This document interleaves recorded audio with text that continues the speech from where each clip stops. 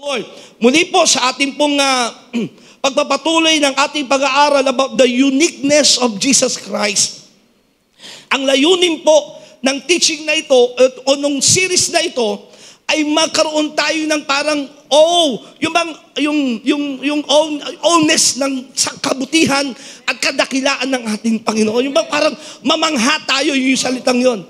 Yung mamangha tayo na itong Jesucristong ito ay hindi pangkaraniwan. Nandiyan kayo? Na kung saan, ang nakaka-proud dito, hindi mo lang siya naririnig, kundi nararanasan mo siya. Kasi may mga tao na kanilang, sabi ko nga po doon sa dedication ng ating JTG Kabanatuan kahapon, ay may mga tao ang sinasandalan nila pera, sinasandalan nila kayamanan, sinasandalan nila pangalan, tao, sekta, denomination, lahat ng yan maglalaho at magigiba. Hindi tatagal yan. Kaya kung yun ang iyong inaasahan, at yun ang iyong pag-asa, pera, kayamanan, kasikatan, tao, lahat ng yan mabibigo ka. Hello? Kundi dapat kung meron man tayong inaasahan o pundasyon sa lahat ng ating ginagawa, walang iba kundi ang ating Panginoong Hesukristo. Basahin natin sa Jeremiah chapter 9. Handa na ba kayo makinig at mag-aral? Sabi mo sa katabi mo, buksan mo ang iyong puso, buksan mo ang iyong espiritu, at mangusap ang Diyos sa atin. Ito ang katotohanan. Gusto mo magtagumpay ngayong araw na ito, nalalabas ka, bilis ka ni Lord? Meron lang isang salitang rinibil sa'yo. Yung may revelation, may rema, may pangungusap sa puso mo, natatanggapin mo, pag-uwi mo, pinagpala ka na. Pero sa dami ng sinabi, wala kang tinanggap, uuwi kang wala. Sayang. Amen? So buksan mo ang iyong puso, ang isipan at makatanggap tayo ng revelation mula kay Lord. Sabi ng propeta, Jeremiah chapter 9 verse 23 to 24, Thus says the Lord. Isinulat po ito ni Jeremiah na sinabi ng Diyos sa kanya. Sinasabi ng Panginoon, Let not the wise man boast in his wisdom. Let not the mighty man boast in his might.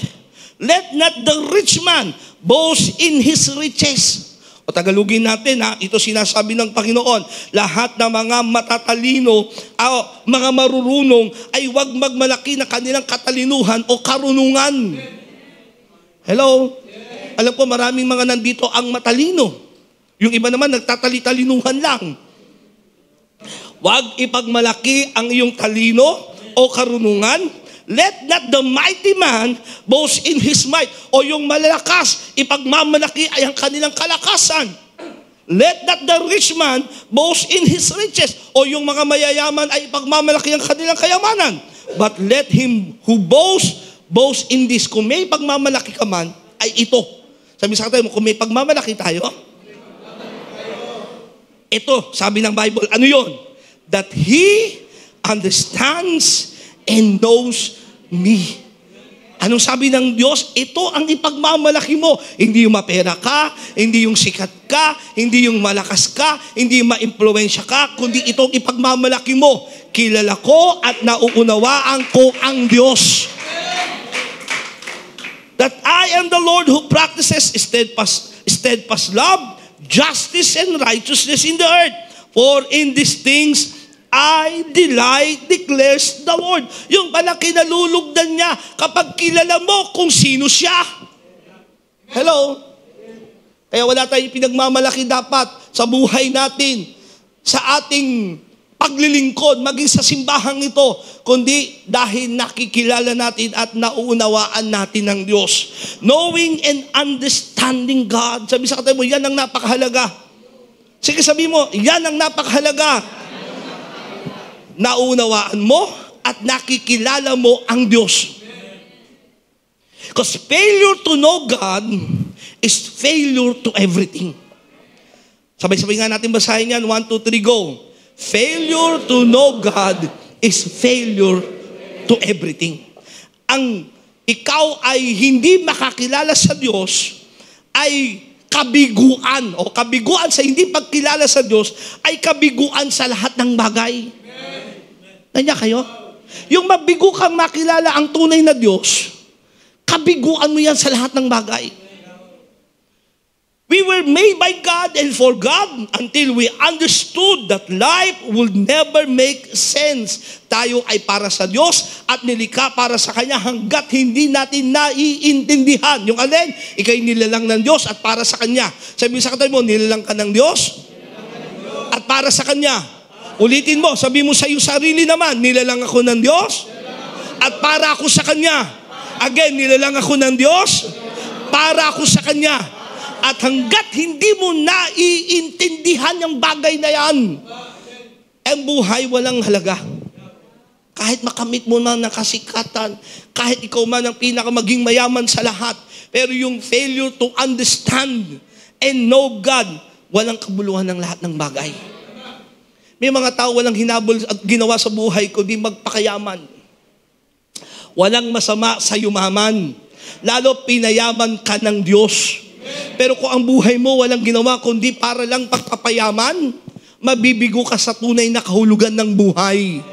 May kausap po ba ako rito? Kung ang hinahabol mo lamang ay kasikatan, kahit makamit mo ang tagtog ng kasikatan at wala kang Diyos, mabibigo ka pa rin sa buhay. Hello?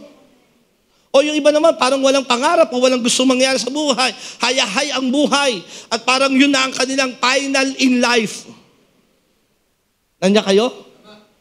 At sinasabi nila, parang yun na lang talaga ganun ang buhay hindi mo nakikilalang tunay ang Diyos.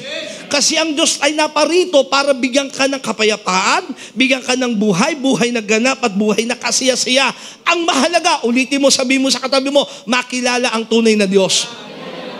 Maranasan ng tunay na Diyos. Na paano natin makikilala ang Diyos? Ito na yon. Paano natin makikilala ang Diyos? Kung ang relihiyon ang babasihan natin, lahat ng relihiyon, nagsasabing sila ang daan. Ang relihiyon nila o kanilang samahan, ang magsasabing ganito mo makikilala ang Diyos sa magitan ng aming sekta o denominasyon.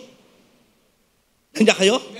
Paano natin makikilala ang Diyos? Ang daming boses sa mundo na nagsasabing, sumama kayo sa amin, sumapi kayo sa amin, kami magtuturo sa inyo ng tunay na pagkilala sa Diyos. May hirapan tayo kung sa relihiyon tayo babase ng pagkilala sa Diyos. Why? There are 19 major world religions which are subdivided into a total of 270 large religious groups and many smaller ones. Napakadaming mga relihiyon sa buong mundo. Lahat nagsasabing sila ang daan. Yung isa dating daan, yung isa doon na daan.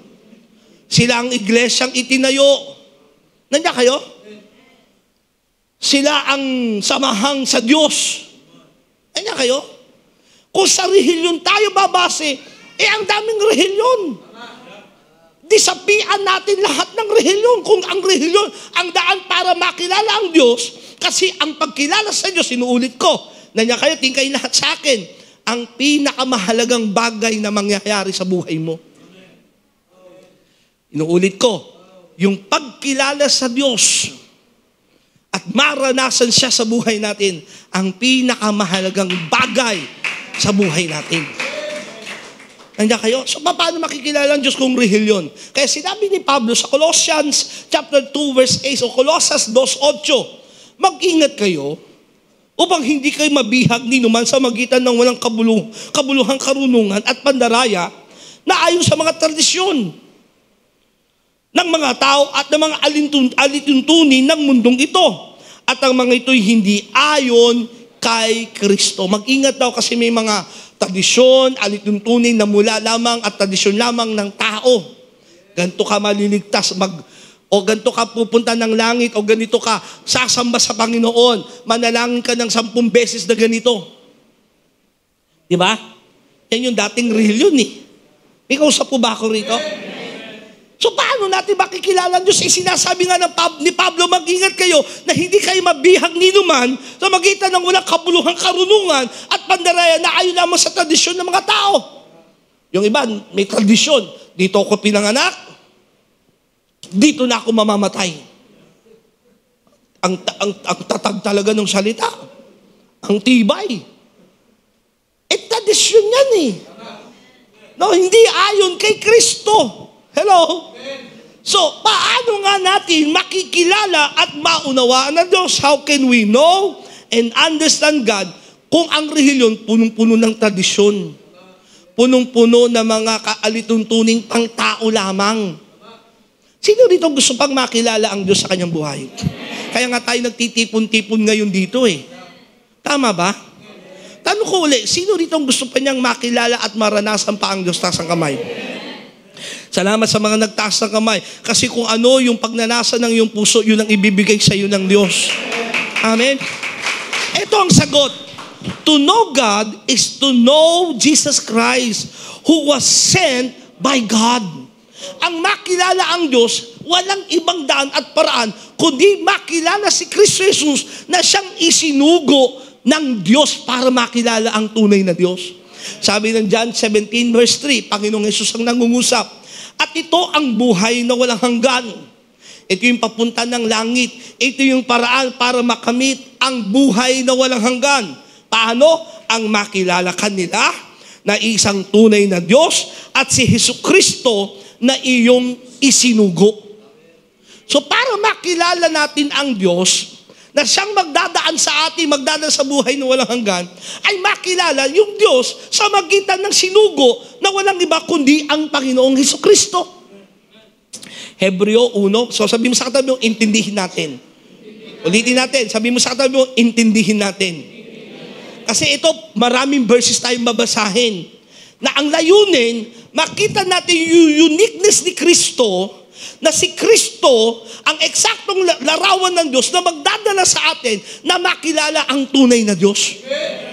Kasi kung di mo makikilala ang tunay na Diyos, failure ka na sa lahat ng bagay kahit mayaman ka.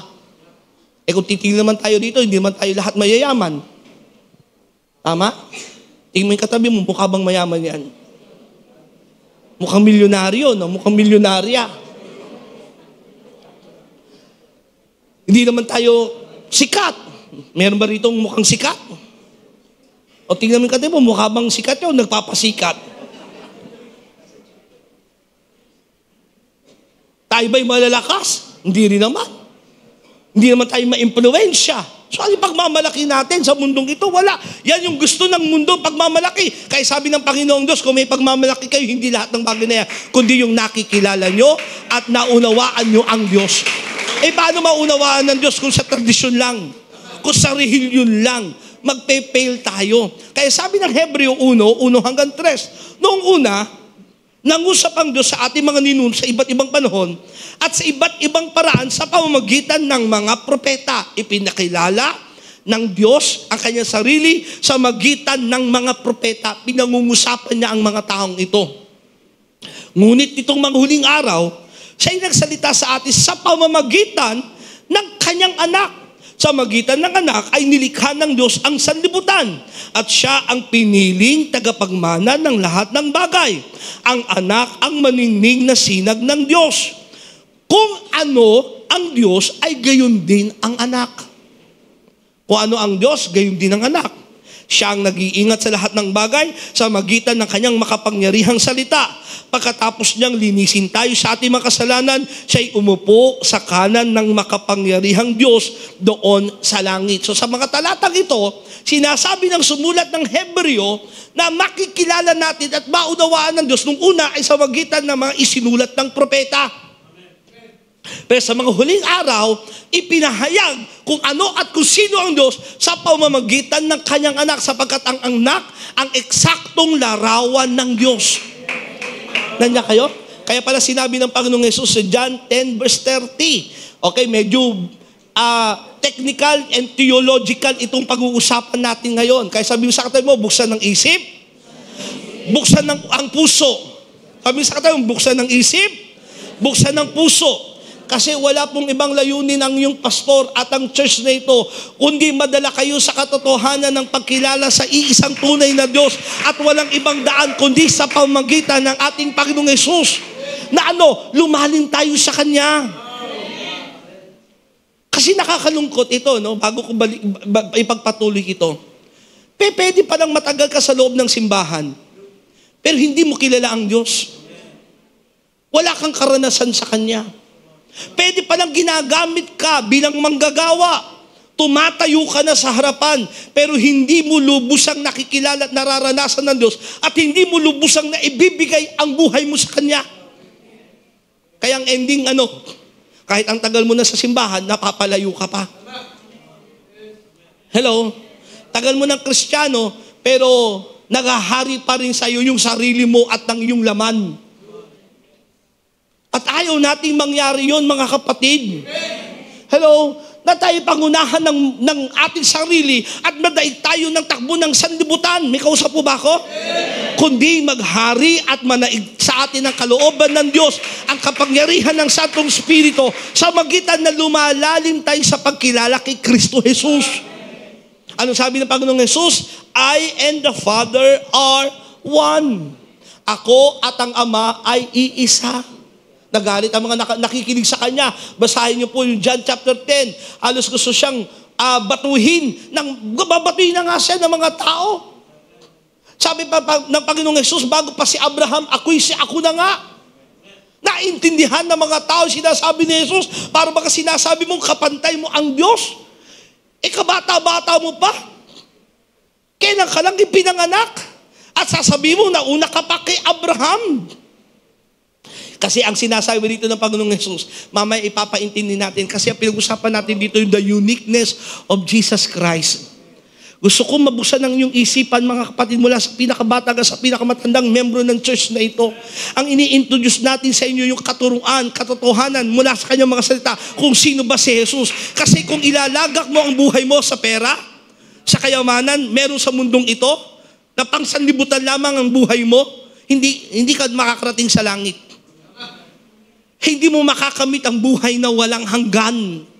Ngayon, parang katatawanan na lang yung salita, pupunta ka ng langit, pupunta ka sa impyerno. Pupunta ng impyerno, bahay nga namin, impyerno ni. Impyerno, huwag mo kong takutin dyan. Napangasawa ko si Satanas. Kaya parang ginagawang katatawanan, pero katotohanan, kung isipin mo mula sa kanyang mga salita, ang seriousness ng langit at ng impyerno, ay kapatid, sabi ko nga even your worst enemy ay hindi dapat mapunta ng impyerno. Pero ngayon, ang mundo, busy sa mga bagay na pangmundo. At gustong dalhin pati mga Kristiyano, na doon mapokus sa mga bagay na makasanlibutan. Amen? Na pag pinag-uusapan ay si Jesus, tinatamad. Boring. Inaantok. Pero pag-uusapan yung karir, yayaman ka, hallelujah. Power. Magkakakotse ka, wow, akin yan. Pero sabi ng Bible, kung may pagmamalaki ka ba, hindi kayamanan Hindi kalakasan, hindi karunungan. Kung may pagmamalaki ka man, ito, naiintindihan ko at nakikilala ko ang Diyos. Yun ang ating pagmamalaki. Paano mo naiintindihan nakikilala ang Diyos? Napakalayo ng Diyos sa atin. May daang ginawa ang Diyos. Hindi yung daang ginawa ng tao. Yung ginawang daan ng tao, rehilyon. Pero yung ginawang daan ng Diyos, isinugo niya ang kanyang buktong na anak, ang ating Panginoong Jesus. Kaya, sabi sa katay mo, diyan ka lumalim. Diyan tayo tumatag. Hello, JTG Manila Church, diyan tayo tumatag at lumalim sa ating Panginoong Hesukristo. Kasi lahat ng bagay maglalaho sa mundo. Hello? Kapag ministry ang yung naging sandalan, matanggal ka lang, ayaw mo na Hello? Kasi hindi ka na gumagawa ng tama. Halimbawa, hindi mo na nagagampanan ng tama ang yung tungkulin. So natanggal ka, sama ng loob mo. Pag hindi si Kristo yung pundasyon, ayoko na rito sa church na to. Lilipat na lang ako sa ibang simbahan. Tama? Pag hindi si Lord ang pundasyon mo at hindi mo siya lubusang nakikilala, bigaya lang, matitisod ka Di ba yung iba? Bigaya, natitisod. Parang wala na akong kausap ngayon Kaya kailangan tumatag tayo sa pagkilala, karanasan sa ating Panginoong Yesus. Sino ba siya? Ano ba siya? Hello? At ang pagkilala kay Kristo Jesus, listen to me, hindi yung kasi lumaki ka sa simbahan. Ano kayo? Ako, lumaki na ako sa simbahan. Kinalakihan ko po, church, nanay, tatay ko'y pastor. So kinalakihan ko, basically, nung ako ay grade 3, nasa church na po ako. Yun na yung naging buhay ko. Mula nung kanta noong alive pa lang. Alam niyo yun? Buhay, buhay, buhay kailan pa man. Si Kristo ay buhay, buhay kailan pa man. Diba? Alive, alive, alive forever mo. Pag pumunta kami sa mga prison, andyan ay mga alive, alive. Hanggang sa pumasok ang Hillsong. Isang araw, nakikinig ako ng worship. Alam niyo, na-miss ko yung mga kantang makaluma. Konti lang ang wordings, pero na-exhort si Lord. Kaysa ngayon, ang daming salita. Pansin niyo ba yung mga kanta ngayon? Ang daming sinasabing mga salita, pero puro emosyon lang sa sarili nila. Hindi inaitataas ang Panginoon. Nandiyan kayo, minarinig ako isang paso, pupunta lang ako doon, ha? Isang paso sabi niya, kung gusto mong lumayo si Satanas sa buhay mo, mag-worship ka. Pero paano mo mapapalayo ang kaaway si Satanas sa worship kung yung wino-worship mo, si Satanas mismo yung gumawa? Yung kinakanta mo, yung gawa ng lyrics, si Satanas mismo. Tuwang-tuwa sa kinakanta mo kasi siya mismo ang gumawa ng kantang yon. Kasi hindi biblical, hindi mula sa Diyos. Kaya minsan din natin na-discern, kita nyo ha, kasi hindi lumalalim kay Kristo eh. May magpipreach dito, maganda ang tono, maganda pagkakasabi, maganda yung dating, amen ka ng amen. Kasi hindi ka lumalim kay Kristo eh. Kaya ano nangyayari? Konting bagyo lang, konting suliranin lang. Hello? Hindi ka lang nasagot ng nililigawan mo sa church, yung palang dahilan kaya ka nasa simbahan, oy! Bisan nadadamay pati yung paglilingkod mo dahil mali ang motibo mo. Hello? Gusto mo pala posisyon, gusto mo pala yung pangalan, kaya gawa ka ng gawa. Sana mapansin ako ni pastor para isang araw maging leader ako ng church. Eh hindi ka naging leader, tinamad ka na. Ayoko na. Hello? Ang pagkilala kay Kristo Jesus, sinuulit ko, wala yan sa patagalan sa simbahan. You will know Jesus if you will have a real encounter with Him. Yung totoong enkwentro. Tingay lahat sa akin.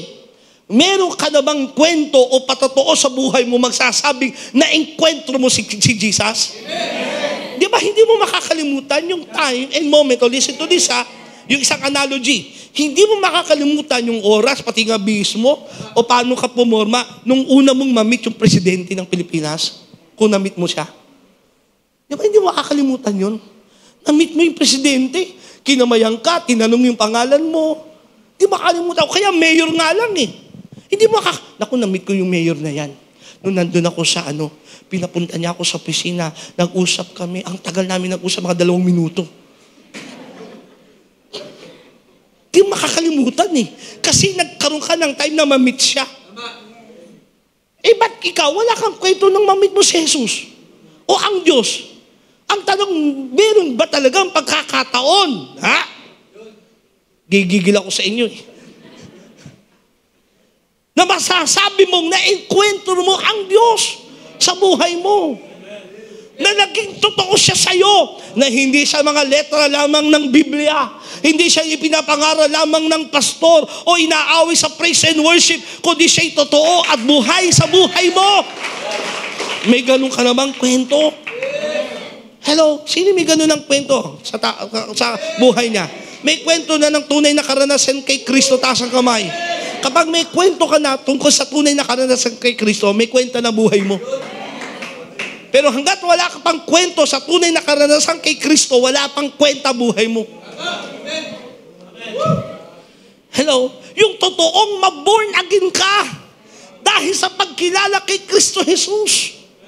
Naalala ko kasi Pastor Jericho, yan lumaki rin sa simbahan. Pero walang tigil ang kakainom, nagda-drugs. No? Kahit ang mga magulang niya, kasama niya sa simbahan. Hanggang sa na-introduce sa kanya si Kristo. Na-introduce sa kanya ang pagiging born again. Sabi ko nga, ito taong to, nung pagtapos namin mag-sharing, na born again talaga to. Totoo naman. Ngayon, perfecto na ba si Pastor Jericho? Hindi pa rin. Tayo rin naman, mga nakakilala kay Lord, hindi pa rin tayo perfecto. Pero mahalaga, patuloy tayong binabago, minomold ng Panginoon, at lumalalim sa karanasan sa Kanya. Kaya ano kailangan gawin? Kung gusto mo makilala ng lubusan ng Diyos at maranasan siya, pursue more of Jesus.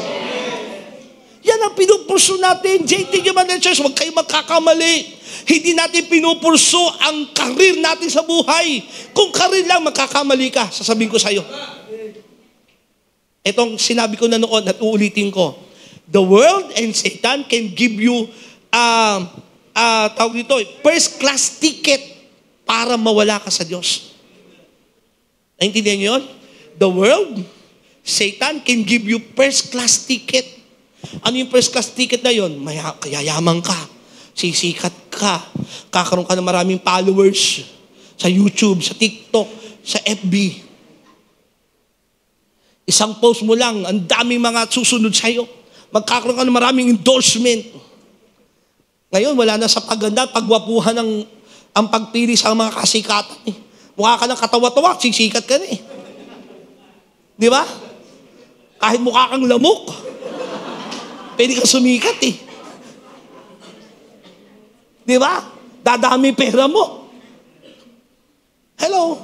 Pero kahit makamit mo lahat ng bagay na yan, inuulit ko, walang kabuluhan lahat. Kaya ano kailangan gawin? Ipursu lagi ang Panginoong Hesukristo.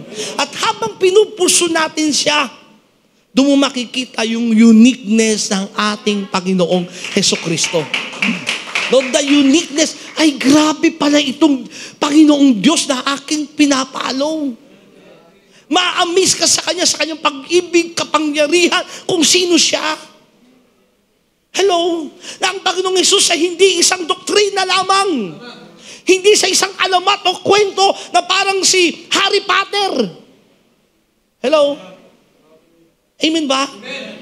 Hindi sa isang novel o isang alamat na kwento ay sinulat ang kanyang kwento na parang isang imagination lamang. Kundi siya isang Diyos na naging tao. So, nung nakaraang linggo, pinag-aralan nga natin, Jesus Christ's life is unique. Kakaiba ang buhay ng ating Panginoong Hesus. Why? At inuulit ko po ito.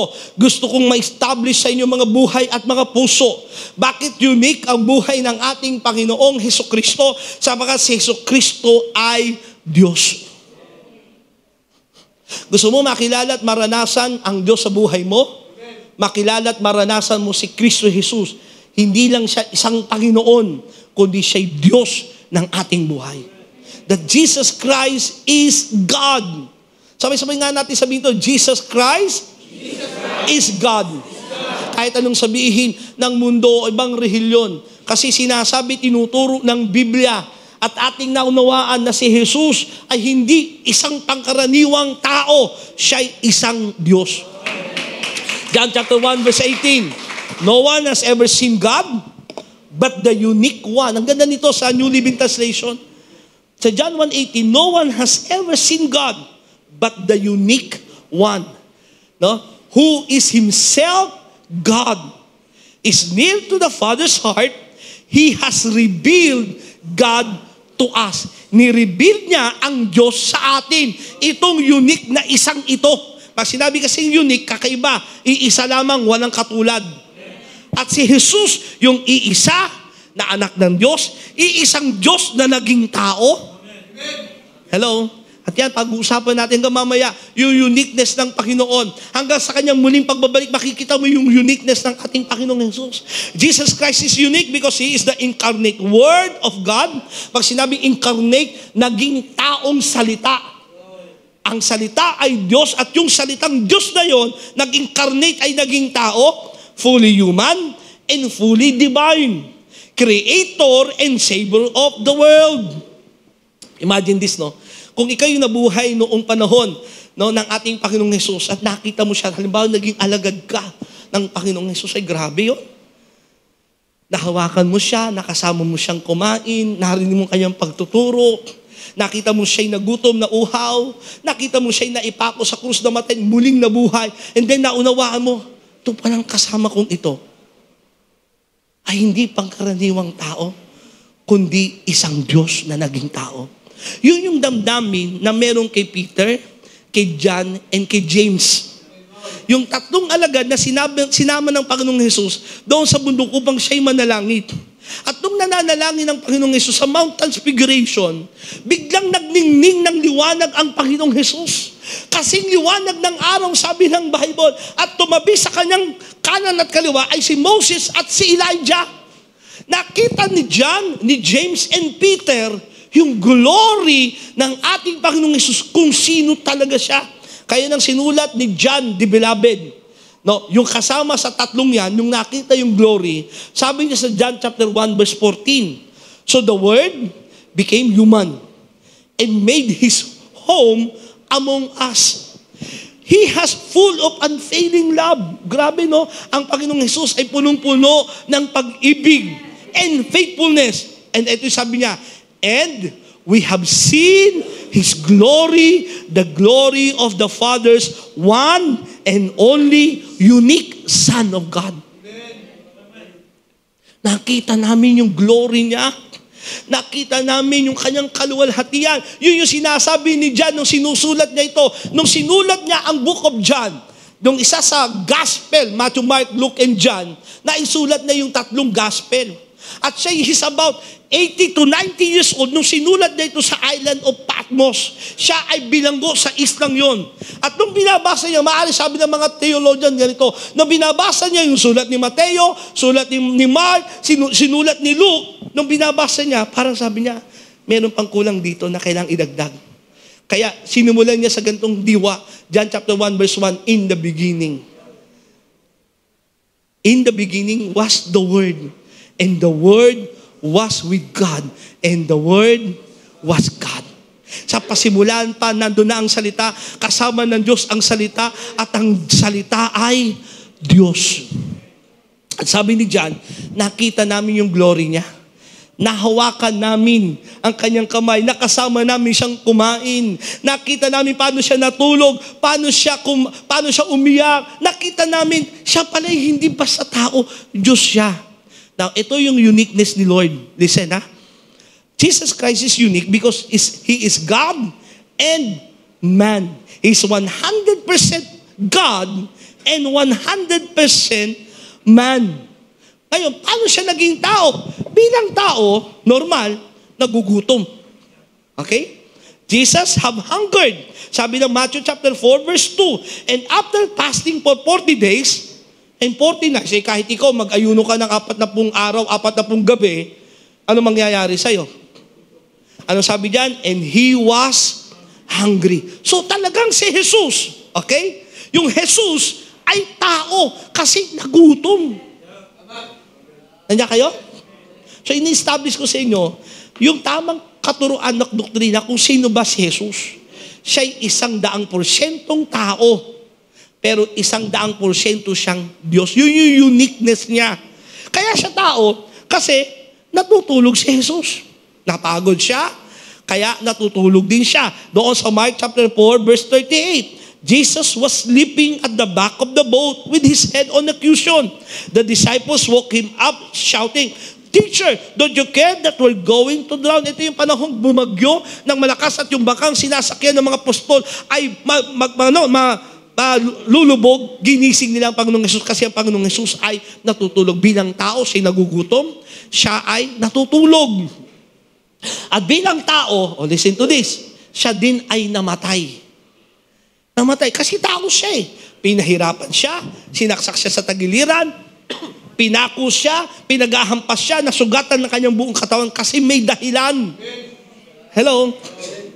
At bilang tao, namatay siya. Kaya sabi nung iba, paano naging Diyos yan? Namatay. Totoo, may namatay. Yun yung kanyang pagiging tao. Sabi ng Mark 15 verse 37, English Standard Version, and Jesus uttered a loud cry and breathed his last. Sumigaw na malakas sa Panginoong Hesus. Ano yung sinigaw niya? It is finished. At siya'y nalagutan na ng hininga. So Jesus 100% man. Yan ang uniqueness sa kanya. Siya'y 100% tao. Pastor, paano naging unique yun? Ako man, tingnan mo yung katabi mo, tusok-tusokin mo ang ganyan sa balikat niya. Yan, sige, tao rin yan, di ba? Nagugutom yan, nauuhaw, natutulog, di ba? Nagagalit. Ganon din ang Panginoong Hesus. Pero ang uniqueness sa kanya, hindi lang siya basta tao, Jesus is God. Jesus as God, He is the most high God Himself. Listen to this. Hindi siya yung pangalawa lamang sa pagiging Diyos. Okay? Hindi siya yung naging Diyos lamang kasi ginawa siyang Diyos ng Diyos Ama. Kasi kung siya ginawa lamang ng Diyos Ama, ibig sabihin hindi siya tunay na Diyos kasi ang tunay na Diyos walang simula. Kung siya ginawa lamang at diniklarang maging Diyos, hindi siya tunay na Diyos kasi ang tunay na Diyos ay walang simula at walang katapusan. So Jesus as God, Jesus is the most high God Himself. Titus chapter 2 verse 12. Kaya sabi sa inyo, very technical ito. Maraming verses tayong babasahin, pero may lesson akong gustong itatag at ilagay sa inyong mga puso.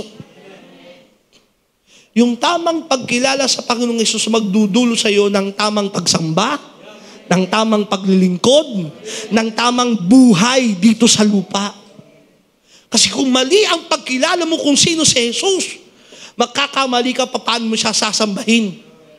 Magkakamali ka paano mo siya paglilingkuran. Hello? Titus chapter 2 verse 13. Waiting for a blessed hope, the appearing of the glory of our great God and His Savior, Jesus Christ. Sa pagdating ng Panginoong Hesus, makikita natin ang kanyang kaluwalhatian. Kung sino talaga siya. At ang sabi ng Titus, no? Anong sabi diyan? The appearing of the glory of our great God and Savior, Jesus Christ. Nung mabuhay ang Panginoong Hesus, sabi ni Thomas, hindi ako maniniwalang buhay si Jesus. Hanggat hindi ko na ipapasok ang aking daliri sa kanyang mga kamay, kung saan na dumagos yung pako. Ang hindi ko nahawakan ang kanyang na ipapasok ang aking daliri doon sa kanyang tagiliran. Hindi ako maniniwalang siya'y muling nabuhay bilang lumitaw ang Panginoong Hesus. At ang sabi niya, Thomas, halika, pasok mo yung kamay. Ipasok mo yung daliri. Ano sabi ni Thomas? Sa John 20 verse 23, My Lord and my God. Hindi niya sinabing, My Lord and my God. Hindi, it's a whole sentence. My Lord and my God.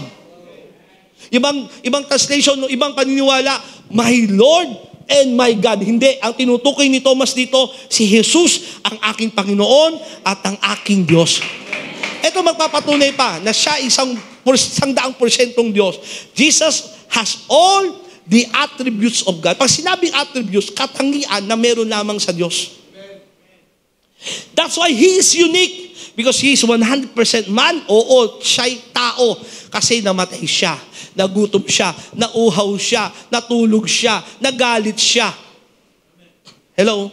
Kasi tao siya eh. Pero yung Kristong nasa Kanya, kaya kung babalikan nyo yung binasa ko mga talata kanina, si Jesus nalagutan. Hindi sinabing Hesus Kristo. Kasi yung Kristong nasa Kanya, hindi mamamatay. Diyos yun eh. Ito yung mga katangian ng ating Panginoong Hesus na kanyang pagiging Diyos. Jesus knows everything. Bilang Diyos, kailangan alam niya lahat ng bagay. So si Jesus, sa lahat ng pagkakataon, alam niya, iniisip ng tao. Anong mangyayari sa kinabukasan? Alam niya paano makakuha ng pera doon sa bibig ng isda. He knows everything. Jesus is everywhere. Bilang Diyos, He is omnipotent o omniscient. No, sa lahat ng dako ay nandoon. He's everywhere. Diyos lamang makakagawa niyan. Tayong tao, nandito ka ngayon pero wala ka sa bahay mo. Kung ikaw'y nandito at ikaw'y nasa bahay mo rin, aba, unique ka. Tama? Si Jesus ay sa lahat ng dako. Kaya sabi Matthew 18 verse 20, Matthew 28 verse 20, in Acts 18 verse 10, kung tayo mananalangin at magsasama-sama sa kanyang pangalan, naroon siya. Sa tuwing ipapangalan mo si Jesus, kasama mo siya. He is everywhere. Jesus has all power. Lahat ng kapangyarihan ay nasa Kanya. Jesus rules over everything at siya ang may authority sa lahat ng bagay. Jesus never began to exist and never will cease to exist. Wala siyang simula at wala siyang katapusan. Hello, kasi kung siya ay tao, may simula siya. Parang ikaw, pinanganak ka ng 1990. O yung iba, 1960. Yung iba, 1913. May 1930 bang pinanganak dito? Ba, praise God, kung buhay ka pa ngayon, grabe ka, alamat ka na. Pero si Jesus ay walang pasimula at walang katapusan because Jesus is the Creator. Basahin natin Colossians chapter 1 verse 16. Wala ba akong talata dyan? Hindi ko na nailagay. So listen. So basahin nyo sa inyong mga bahay. Picturean nyo lang po. Yung mga talatang yan ay tumutukoy na si Jesus ay 100% na tao at 100% na Diyos. Everything that God is, Jesus is, for Jesus is God. Lahat ng pagka-Diyos ng Diyos ay ganun din si Jesus. Naintindihan niyo yun? Ulitin ko, kung ano ang pagka-Diyos ng Diyos Ama, ay ganun din ang pagka-Diyos ng ating Panginoong Hesukristo. Kaya He's unique. Nandiyan kayo? Because the uniqueness of Jesus Christ ito na may gustong i-share sa inyo. Para lalo tayong mamanga. Kasi nung pinag-aaralan ko, ay grabe, sabi ko, grabe ang Panginoong Jesus. Jesus will be fully God and fully man forever. Okay ha? Itong uniqueness na meron kay Jesus.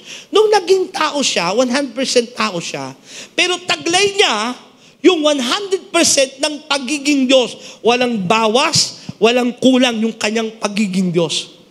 Okay?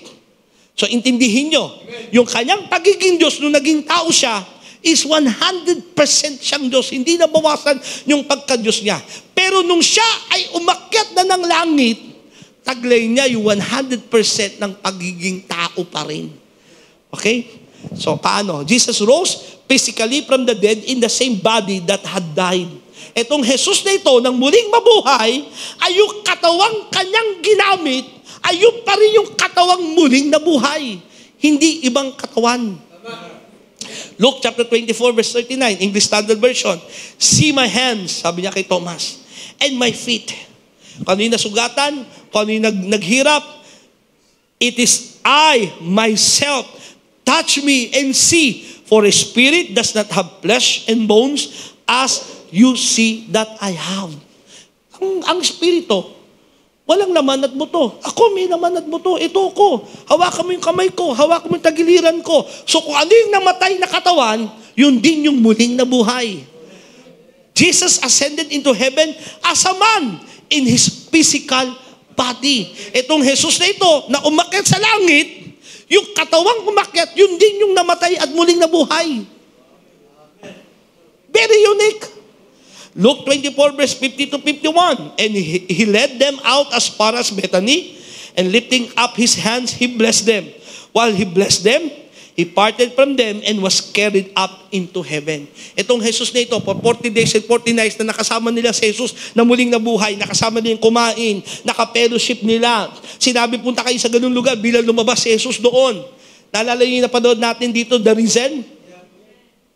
Ay yung katawang din yun, ang umakyat sa langit. At kung ano yung umakyat na katawan, yun din yung katawang muling babalik. Jesus will return physically. Pilipos 3:21. Sa magitan ng kapangyarihang ginamit sa papapasuko sa lahat ng bagay, ang ating katawang lupa na may kahinaan ay babaguhin niya upang maging maluwalhating tulad ng kanyang katawan. Okay? So anong punto, Pastor? O tingin lahat sa akin. Kung ano yung katawang meron kay Kristo nung muli siyang nabuhay, kasi physically meron siyang katawan. Pero yung Kristong nasa kanya ay 100% God because He is unique. Ay yung katawang yun muling babalik. At kung ano yung meron kay Kristong katawan, tayo rin babaguhin itong katawang namamatay ng katawang hindi namamatay. Itong katawang nabubulok, papalitan ng katawang hindi nabubulok. Hello? So tingin lahat sa akin. Ito yun eh. Hallelujah. The uniqueness of Jesus Christ, sa simula-simula pa'y Diyos siya. Simula-simula pa. Bago pa ang lahat ng bagay. Meron silang perfect unity, perfect union ng God the Father, God the Son, and God the Holy Spirit.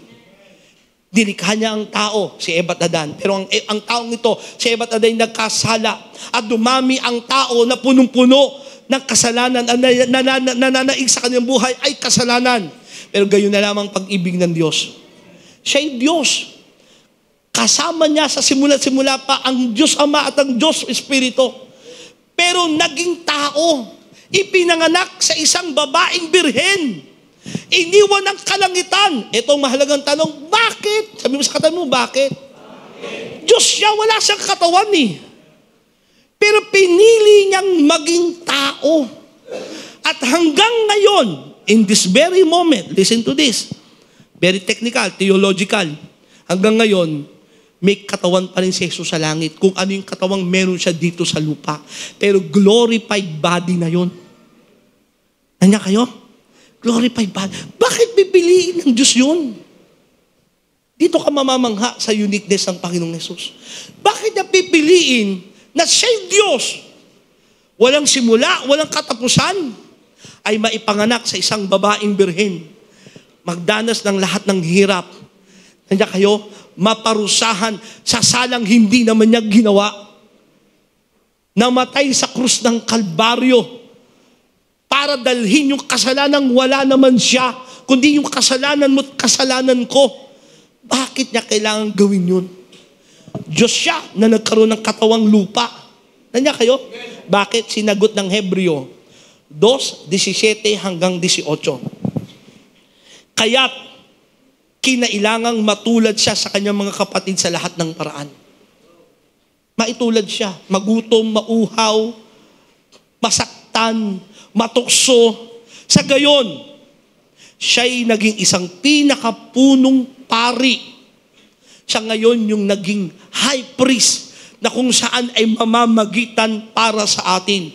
Mahabagin at tapat na naglilingkod sa Diyos at nag-aalay ng handog para mapatawad ang mga kasalanan ng tao. Di ba ang high priest, ang tungkulin niya, yung yung dugo ng kordero, dadalhin niya doon sa Holy of Holies at iwawasik doon sa Holy of Holies para sa kapatawaran ng mga Israelites. Pero itong pinakapunong paring ito, minsan lamang pumasok at ang daladala niya, hindi kordero o hindi dugo ng kordero, kundi yung kanyang banal na dugo, ang kanyang inialay. At sa ngayon, matutulungan niya tayo. Basahin ko ulit. Mahabagi at tapat na naglilingkod sa Diyos at nag-alay ng handog para mapatawad ang mga kasalanan ng tao. At ngayon, matutulungan niya ang mga tinutukso. Sabihin sa katabi mo, siya ngayon ang katuwang natin. Siya ang tumutulong ngayon sa atin. Hello? Sapagkat siya man ay nakaranas ng pagtukso at paghihirap. Nagdesisyon ang Diyos na sa simula't simula pa'y nandoon na. Wala siyang pagsisimula. Kasama na siya ng Diyos sa simula't simula pa. Pero pinili niyang magkaroon ng simula na maging isang taong tulad mo, tulad ko. Magutom, mauhaw, masaktan. Hello? Mabigo. Nabigo siya kay Judas. Nasaktan siya, iniwan siya ng mga apostol. Naranasan niya lahat ng tukso. Bakit? Upang may mamagitan sa atin ngayon. Hello? Siya ang nag-alay ng buhay sa atin. Kaya pala pinili ng Diyos na maging tao dahil mahal na mahal tayo ng Panginoon. The union of Christ, deity and humanity in one person make it such that we have all that we need in the same Savior. Itong Kristo ito, na kanyang pagiging Diyos, siya'y isang tao at isang Diyos kasi siya yung eksaktong magtutubos ng ating mga kasalanan. Because Jesus is God, He is all-powerful, He cannot be defeated. Dahil siya Diyos, siya makapangyarihan, hindi na siya matatalo kailanman. Nagapi na niya ang kasalanan, natalo na niya ang tukso ng sanlibutan, nakuha na niya lahat ng authority. Nandiyan kayo? Because He is God, believers are saved and can never perish. We have security. Because He is God, we can have confidence that He will empower us for the task He commands us for. And because He is God, all people will be accountable to Him when He returns to judge the world. At dahil siya Diyos, sabi mo sa katabi mo, mananagot tayo sa Kanya. Kaya tingay lahat sa akin. Huwag mong i-google ang buhay mo sa bagay na walang kabuluhan. Inuulit ko. Nag-aaksaya tayo ng panahon sa mga bagay na walang kabuluhan.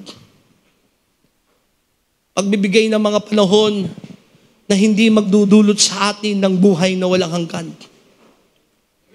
Hindi masamang magtrabaho pero hindi ka nabubuhay para magtrabaho lang. May dahilan ng Diyos bakit kanya binuhay para makapagbigay ng kaluwalhatian, kaluguran sa ating Panginoong Diyos. At siya, ang Panginoong Jesus ay Diyos na mamagitan sa atin. Now, because Jesus is man, because Jesus is 100% God, 100% man, He has experienced the same things that we do. Because He is man, He can identify with us more intimately. Alam niya pinagdadaanan mo, sabi sa tabi mo, alam ni Lord Jesus, ang pinagdadaanan natin. Alam niya, naging tao siya eh. Kung siya'y Diyos lamang, ang layo ng pagitan ng Diyos at ng tao, hindi siya makaka-relate sa atin. Parang ganun eh. Tama? Pero dahil siya'y naging tao, He can, ang sabi doon, identify with us intimately. Sabi niya sa'yo, alam ko yung pinagdadaanan mo. Iniwan ka, iniwan din ako. Tinukso ka, tinukso din ako. Hello? Nasaktan ka, nasaktan din ako. Because He is man, He can come to our aid as our sympathetic high priest. When we reach the limits of our human weaknesses. Because He is man, we can relate to Him. He is not far off and uninvolved. Gusto niya mag-involve sa'yo. Because He is man, we cannot complain that God does not know what we are going through. He experienced it firsthand. Hindi ka pwede magreklamo. Hindi mo naman, Lord, alam itong pinagdadaanan ko eh. Hindi, naging tao nga siya eh. Upang lahat ng karanasan mo, naranasan niya, wala kang ngayong maging dahilan. At makita mo, nandyan siya para tumulong sa'yo. Yan yung pagiging uniqueness ng Panginoong Jesus. He is God and He is 100% man. Alam nyo, nung maintindihan ko ito, sabi ko, praise God, biruin mo, Diyos siya, iniwan niya pagiging Diyos. Nagkaroon siya ng laman, ng pagiging tao. At ngayon, taglay-taglay niya yung katawang yun hanggang pagdating natin ng langit. At pagsalubong natin sa Panginoong Jesus, makikita mo mismo yung pako sa kanyang mga kamay. Makikita mo mismo yung sugat sa kanyang tagiliran. Nandoon yan, marka yun ng tanda ng pag-ibig ng Diyos sa atin. Hello? Kaya sabihin sa katabi mo, saan ka pa?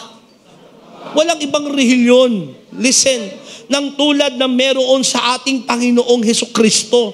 Ang ibang rehilyon, ikaw ang papanik para maabot mo ang Diyos. Itong gawin mo para maabot mo ang Diyos. Itong mga patakaran para maabot mo ang Diyos. Pero ang Diyos, iba. Gayon na lamang pag-ibig niya, ibinigay niya. Gumawa siya ng daan. Si Jesus ang naging daan. Kaya ano kailangan gawin? Sabi ko nga kanina, tingkayin lang sa akin, patapos na po si Pastor. Nandiyan kayo? Sabi ko na rin nakaraang linggo, patatagin pa natin pananampalataya natin sa Panginoong Hesus. Hello? Kasi ganun na lamang yung pag-ibig niya sa atin. Tiniis niya ang lahat ng hirap na dapat ay para sa atin. Kaya kailangang makilala mo siya ng lubusan. John 17 verse 3, New Living Translation, and this is the way to have eternal life. Ito ang daan na magkamit ng buhay na walang hanggan. To know you. The one and only true God. E paano malalaman yung the one and true God? And Jesus Christ, the one you sent to earth. May isinugo ang Panginoong Jesus. Kaya sa sinugo at naging tao kasi siya ang magiging daan para sa buhay na walang hanggan. Now, anong lesson ngayon dito sa uniqueness of Jesus Christ? Sabi ko nga, habang nire-review ko ito, nung binigay sa akin ni Lord itong revelation to preach about the uniqueness of Jesus Christ. Kasi for the past ilang buwan, for the past ng ilang panahon, we're preaching about the kingdom of God. Maganda yun about your destiny, great calling kay Lord. Pero kung minsan, napupunta na tayo sa ganung diwa, na kung puro na lang kayamanan, kasikatan, pero hindi mo nakikita yung tamang pundasyon. Hello? Nang bakit natin ginagawa ang mga bagay na ating ginagawa, makakamali tayo. Hello? Gusto mong wag mawala kay Lord at maging matatag lagi sa Kanya hanggang bandang huli, maggamit ka mightily ng Panginoon? Walang iba kundi makilala mo ng lubusan ng Panginoong Jesus. Anong sabi na po sa Pablo? Filipos 3:8 hanggang 11. Oo, itinuring kong walang kabuluhan ang lahat ng bagay bilang kapalit ng lalong mahalaga. Ano yung lalong mahalaga na yon? Ang pagkilala kay Kristo Jesus na aking Panginoon. Ang lahat ng bagay ay ipinalagay kong walang kabuluhan. Makamtan ko lamang si Kristo. At lubusang makasama niya ang aking pagiging matuwid na hindi sa magitan ng pagsunod sa kautusan, kundi sa pananalig kay Kristo Jesus. Palapakan na natin ang Panginoong Jesus. Amen. Lubusang makilala si Lord.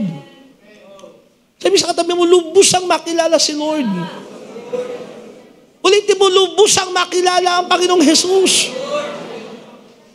Kaya, mula sa kabataan, hanggang sa mga nanay, tatay natin, huwag lang tayo basta-basta magtitipon-tipon dahil ito'y nakagisnan. O dahil nakakaramdam tayo ng sarap sa pakiramdam. Kasi kung sa pakiramdam yan, at hindi yan sa pananampalataya, ang pakiramdam pabago-bago. Tama? Kung sa pakiramdam, ngayon masaya ka, bukas malungkot ka. May nakaaway ka sa simbahan, malungkot ka na, ayaw mo na pumunta sa church. Hello? Kaya wala sa pakiramdam ang paglilingkod. Hello? Kundi yung tunay na karanasan at pagkilala sa ating Panginoong Jesus. At sino si Jesus? He's a very unique, one and only. Dahil sa Diyos na naging tao. Na hanggang ngayon, yung pagkatao niyang yun, ito yung uniqueness taglay niya hanggang ngayon doon sa langit. Doon ako na-amaze Balikan ko lang yun. Doon ako na-amaze. Yung Diyos na walang laman, walang buto, pinili magkaroon ng laman at buto. Na hanggang ngayon, yun yung katawang taglay niya at yun yung katawang babalik. At makikita natin. Pero kakaiba sa kanya, taglay niya yung kaluwalhatian ng pagka-Diyos. At isang araw, babalikan ko ito. Sabi mo sa katabi mo, mananagot tayo sa Kanya. Mananagot ka sa buhay na binigay niya sa'yo. Mananagot ka sa kayamanang ipinagkatiwala niya sa'yo. Mananagot ka doon sa pamilyang ibinigay niya sa'yo. Doon sa katotohanan ng narinig mo tungkol sa Kanya. Mananagot tayo hindi sa mundong ito. Isang araw lahat ng ating ginawa, mabuti man o masama, ay pananagutan natin sa Diyos. Sabi mo sa katabi mo, halalagot ka. Mananagot tayo. Kaya alam nyo, huwag niyong pahirapan ng pagiging Kristiyano nyo. Christianity is very simple and it is very pure. Simple lang pero pure ang pagiging Kristiyano. Ano yun? It's about having Christ and knowing Christ. Hello? It's having Christ and knowing Christ. Kaya kung tayo may nabubuhay ngayon, huwag ka mabuhay para sa sarili mo. Huwag ka mabuhay para lang sa mga pangarap mo. Walang masama sa pangarap, pero kung labas si Kristo sa pangarap mo, walang kabuluhan yan. Ano sabi Apostol Pablo? Dito ako magtatapos ngayon. Philippians chapter 1, verse 21, New Living Translation. For to me, living means living for Christ. And to die is to die for Christ. Sabi ni Pablo, kung ako may nabubuhay ngayon, hindi na ako nabubuhay sa sarili ko. Pwede mo bang masabi ngayon yan sa buhay mo? Tingay lahat sa akin. JTG Manila Church Family. Pwede mo bang masabi ngayon sa sarili mo? Kung nabubuhay man ako, hindi na sa akin sarili. Kundi nabubuhay na ako para kay Kristo. At kung hindi mo masabi yun ng totoo, baka hindi mo pa totoong kilala si Kristo. Baka hindi ba totoong nararanasan si Kristo? Baka nasa alituntunin, tradisyon ka ng tao. Hello? Kasi ang makilala, ma-meet, ma-enkwentro ang Panginoon, magdudulot ito ng totoong pagbabago ng buhay mo. Amen? Tayong lahat ay tumayo. The uniqueness of our Lord Jesus Christ. Sabi ko, very powerful. Diyos na mga Diyos. Sa simula't simula pa'y nandoon na siya. Lahat ng bagay ay nalalang dahil sa pamamagitan ng ating Panginoong Yesus. Wala siyang laman at dugo. Kasama niya ang Diyos sa simula't simula pa Pero pinili niyang maging tao. Nagkaroon ng laman nagkaroon ng katawan. At yung katawang yon, nasugatan, nahirapan, natukso, nabigo sa ibang mga tao, iniwan, pinarusahan, yung katawang yon. Namatay yung katawang yon. Pero yung Kristong nasa Kanya, hindi namatay. Kasi pagkamatay ng Panginoong Hesus, yung Kristo, yung Diyos na nasa Kanya, bumaba doon sa impyerno. Kinuha yung susing ninakaw ni Satanas kay Eva at Adan. Kaya nung muli siyang mabuhay, sabi niya, all authority is given back to me. Hello? Hindi pangkaraniwan si Jesus. Kaya listen, mga kapatid, huwag mong ilagay si Jesus na parang pangkaraniwan lang sa buhay mo. Sabi ko nga minsan, hindi sa isang Diyos na kaya mong ilagay sa kamay mo. Na kapag ayaw mo, ilagay mo muna sa daan sa cabinet. Hindi sa ganong Diyos. Na gusto mong pasayawin, kakanta ka, sasayaw, parang robot. Hindi sa ganong Diyos. Hindi sa isang Diyos na pwede mong bihisan, parangalan kung kailan mo gustong parangalan, iparada, pero pagtapos ng parada, tapos na rin ang paghanga mo sa Kanya. Hindi siya yung ganong Diyos. Hello? Bagkus siya yung Diyos, kaya nag-e-exist ang lahat ng bagay. Kaya ka may hininga ngayon. Kaya ako buhay at ikaw ngayon ay dahil pinapayagan niyang buhay tayo. Naintindihan niyo yun? Na kaya nag-e-exist lahat ng bagay. Kaya buhay ka ngayon, nakakahinga ka ngayon, ay dahil pinapayagan niya yun. Siya ang may hawak ng lahat ng bagay. Siya ang pinakamakapangyarihan sa lahat ng bagay. Sa simula-simula pa'y Diyos na siya. Hindi siya pangkaraniwang tao. Hindi siya pangkaraniwang sinuman. Hindi siya pangkaraniwang Diyos. Walang maikukumpara sa Kanyang kadakilaan. Hello? Kanino mo ikukumpara si Jesus sa buhay mo? Wala. Kaya nga siya ang pinaka most controversial person in the world. Hanggang ngayon, ang buhay niya may effect hanggang ngayon sa atin.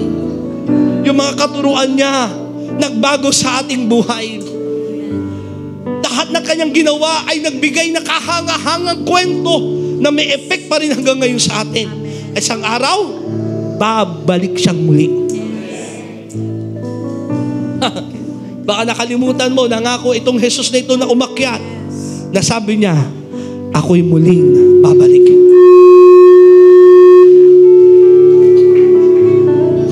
Itong Jesus na ito ay muling babalik.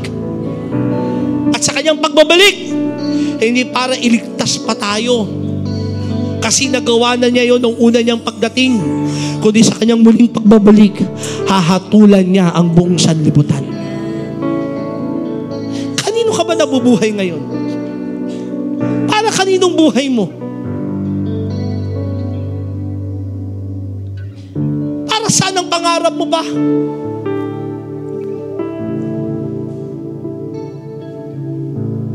Kung yan ay pangsanlibutan lamang at pangsarili, inuulit ko, kung may pagmamalaki man tayo, hindi kayamanan, hindi ating kalakasan, hindi anumang bagay, kundi kung may pagmamalaki man tayo, ito yun, nakikilala ko at naunawaan ko ang Diyos. Amen.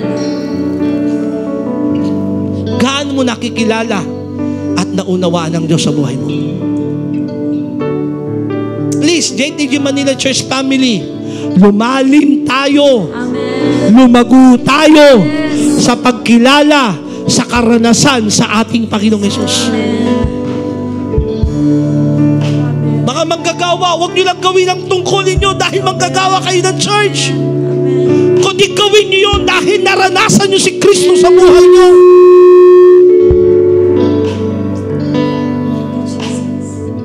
Lahat ng may ginagampanan sa church, pag naghangat kayo ng posisyon, ng kapalit sa inyong ginagawa, magkakamali kayo sa paglilingkod. Anong sabi natin? Naglilingkod tayo hindi dahil buhay na natin ang maglingkod, kundi si Kristo ang buhay natin, kaya tayo naglilingkod. Gawin mong buhay si Kristo. Ulitin ko, sabi mo nga sa katabi mo, gawin mong buhay si Kristo. Gawin mo siyang buhay mo. Amen. Siya na yung buhay mo. Sabi ni Pablo, kung nabubuhay man ako, nabubuhay ako para kay Kristo. Tanong mo yung sarili mo ngayon, bakit ka nabubuhay ngayon? Para saan pa ang buhay mo? Totoo, marami rito nasubukan mo na rin naman ang takbo ng mundo eh. Nasubukan mo na ang manlalaki, magkapera, mambabae, magbisyo. Ano katotohanan? Masaya ba? Pansamantalang kasiyahan, oo. Pero kapayapaan, yung purpose ng buhay, wala doon. Wala. Maging totoo ka sa sarili mo, hindi mo matatagpuan ang kahulugan ng buhay sa mga bagay na hinahanap o meron sa mundo. Wala. Kasi ang buhay, sabi ni Jesus, ako ang buhay, ang daan, ang kapayapaan. Si Jesus yun. Kaya failure to know God is failure to everything.